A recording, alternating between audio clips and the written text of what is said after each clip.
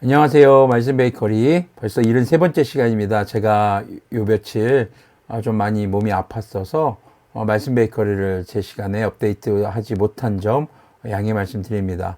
특히 베드로전서 후반부를 제가 베이커리를 올리지 못했습니다. 여러분들이 개인적으로 묵상하시면서 궁금하신 점이 있다면 언제든지 여쭤봐 주시면 성실하게 최선을 다해 답변 드리도록 하겠습니다. 오늘은 12월 23일 누가복음 1장 26절에서 38절 말씀 함께 묵상하도록 하겠습니다. 기도하겠습니다. 거룩하신 주님 감사합니다. 주님의 말씀을 묵상합니다. 성령님께서 말씀에 조명이 되어 주시옵소서. 우리 주 예수 그리스도님의 이름으로 기도합니다. 아멘. 네, 함께 누가복음 1장 26절에서 38절까지의 말씀 또 한 절 한 절 읽으면서 함께 나누도록 하겠습니다. 그 뒤로 6달이 되었을 때에 하나님께서 천사 가브리엘을 갈릴리 지방의 나사렛 동네로 보내시어 다윗의 가문에 속한 요셉이라는 남자와 약혼한 처녀에게 가게 하셨다. 그 처녀의 이름은 마리아였다. 가브리엘은 이제 하나님의 메시지를 전했던 천사로 많이 유명합니다. 과거 다니엘서에서도 가브리엘과 미가엘이 등장하는데 가브리엘이 하나님의 메시지를 전했고 또 유대인들을 지키고 또 그들을 위해 싸웠던 천사가 바로 미카엘로 알려져 있죠. 그래서 하나님의 메시지를 전하는 천사로 우리가 알고 있습니다. 자, 다윗 가문에 속한 요셉이라는 남자와 약혼한 처녀, 아직 둘이 결혼 안 했다는 얘기예요. 그 처녀의 이름은 마리아였다. 처녀라는 것을 굉장히 강조하고 있는 그런 본문입니다. 28절을 보면 천사가 안으로 들어가서 마리아에게 말하였다. 기뻐하여라, 은혜를 입은 자야, 주님께서 그대와 함께 하신다. 자, 먼저 마리아에게 기뻐하라고 이야기하면서 은혜를 입었다라고 얘기합니다. 주님께서 너와 함께 하신다. 그런데 마리아는 이제 29절을 보면 마리아는 그 말을 듣고 몹시 놀라 도대체 그 인사말이 무슨 뜻일까 하고 궁금히 여겼다. 천사가 마리아에게 말하였다. 두려워하지 말아라. 마리아야, 그대는 하나님의 은혜를 입었다. 두 번째 이어서 지금 은혜를 입었다라고 얘기합니다. 보아라, 그대가 잉태하여 아들을 낳을 터이니 그의 이름을 예수님이라고 하여라. 띠로링? 네? 뭐라고요? 제가 아들을 가졌다고요? 잉태를 했다고요? 처녀인데요? 결혼도 안 했는데요? 약혼만 했지 아직 결혼을 안 했습니다. 과연 은혜일까요? 라는 의문이 들기도 할 수 있죠. 결혼도 안 했어요. 결혼도 안 한 처녀가 아기가 생겼다. 물론 뭐 결혼할 사이니까 그렇지 뭐 모르겠지만 뒤에 보면은 남자와 동침한 적이 없는 처녀라는 거예요. 자, 계속 한번 보겠습니다. 자, 그는 위대하게 되고 더없이 높으신 분의 아들이라고 불릴 것이다. 주 하나님께서 그에게 그의 조상 다윗의 왕위를 주실 것이다. 자, 조상 다윗의 왕위를 주실 것이다. 이것은요, 다윗의 후손으로 오실 메시아에 대한 언약적 메시지의 계승인 것을 우리가 알 수 있습니다. 33절 보면요, 그는 영원히 야곱의 집을 다스리고 그의 나라는 무궁할 것이다. 자, 영원히 야곱의 집을 다스린다. 바로 이스라엘을 통치하실 분이시고, 그리고 무궁할 것이다. 그의 나라가 다니엘서 우리가 묵상하면서 봤던 내용들이죠. 많은 나라의 흥망성쇠가 거듭되지만 마지막에 올 나라는 영원할 것이다. 그 영원한 나라에 대한 메시지인 겁니다. 자, 34절 보니까 마리아가 천사에게 말하였다. 나는 남자를 알지 못하는데 어떻게 이런 일이 있겠습니까? 자, 남자를 알지 못한다라는 말은요, 남자와 한 번도 성관계를 가진 적이 없다라는 겁니다. 어떻게 근데 내게 이런 일이 일어날 수 있겠습니까? 자, 지금 마리아가 결혼하지 않은 상태에서 임신한 것은요, 상당히 상식을 초월하고 일반적인 통념을 굉장히 뛰어넘는 뭐 말도 안 되는 사건이죠, 이거는 지금. 자, 근데 천사가 마리아에게 이렇게 대답합니다. 35절 보니까 천사가 마리아에게 대답하였다. 성령님이 그대에게 임하시고 더없이 높으신 분의 능력이 그대를 감싸줄 것이다.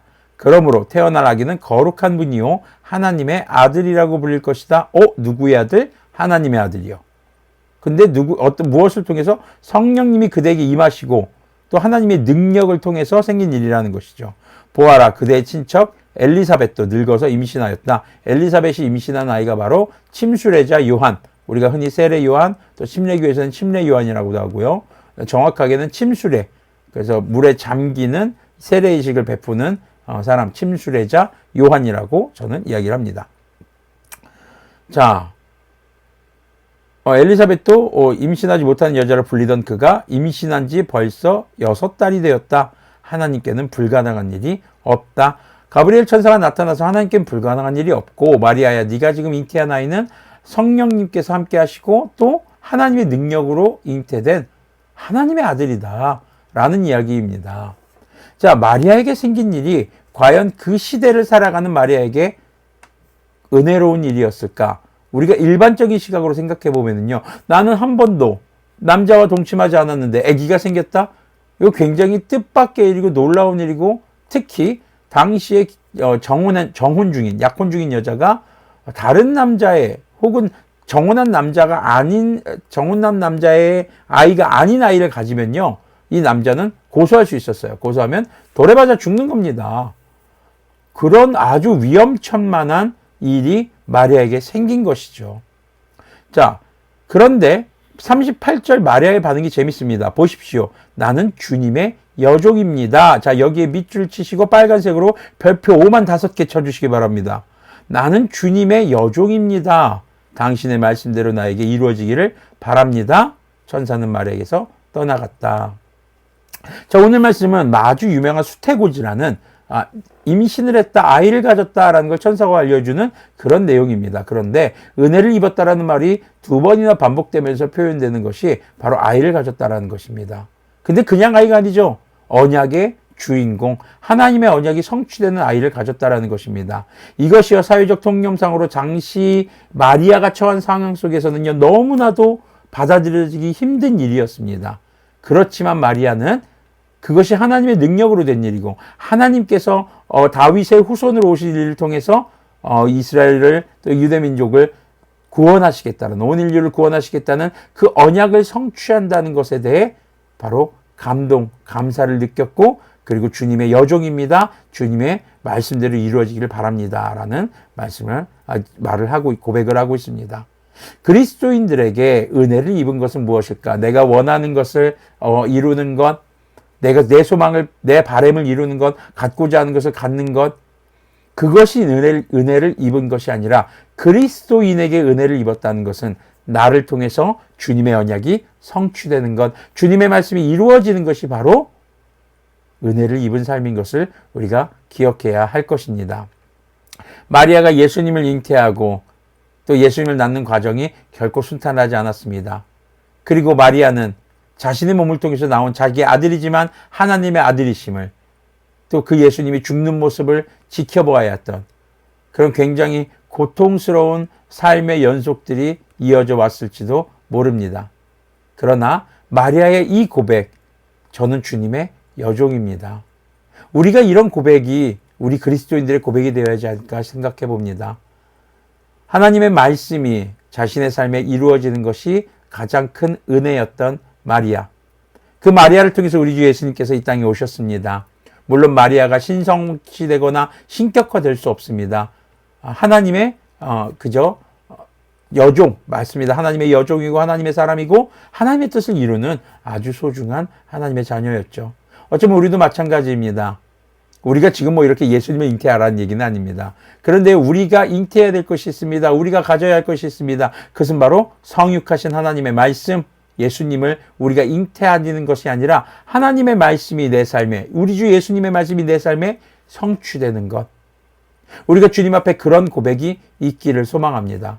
코로나19 속에서 점점 더 세상은 악해져 가고요. 그리스도인들을 핍박하는 그런 사회가 돼갈 것입니다. 물론 그렇다고 해서 코로나19 속에서 예배 인원에 제한을 두는 것이 기독교를 핍박한다라는 얘기는 아닙니다.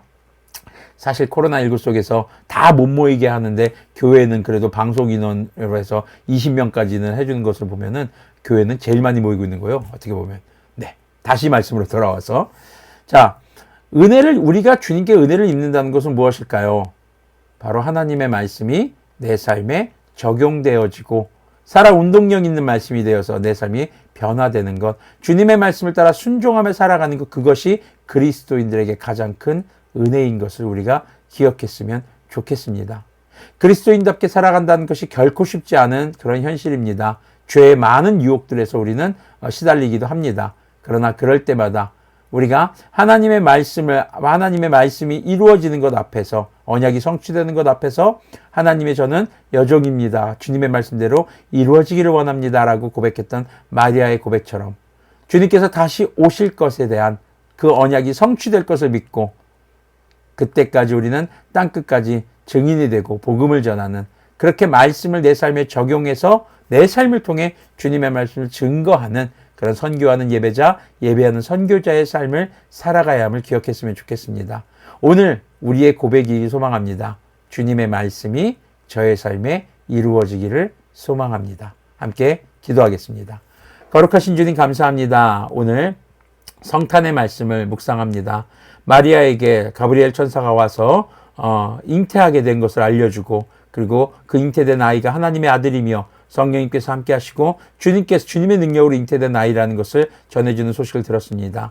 결코 쉽지 않은 상황이었을 것입니다. 그러나 마리아가 주님의 여종이오니 주님의 말씀대로 이루어 주시기를 원합니다라고 고백했던 것처럼 우리도 하나님의 자녀이니 하나님의 종들이니 주님의 말씀이 우리의 삶에 적용되어 성취될 수 있도록 간절히 기도하며, 또 주님의 말씀을 우리의 삶에 적용하며 정말 성육하신 말씀이신 우리 예수님과 동행하는 삶을 그렇게 살아가는 주님의 거룩한 자녀들 될 수 있도록 긍휼을 베풀어 주시옵소서. 우리 주 예수 그리스도님의 이름으로 기도합니다. 아멘.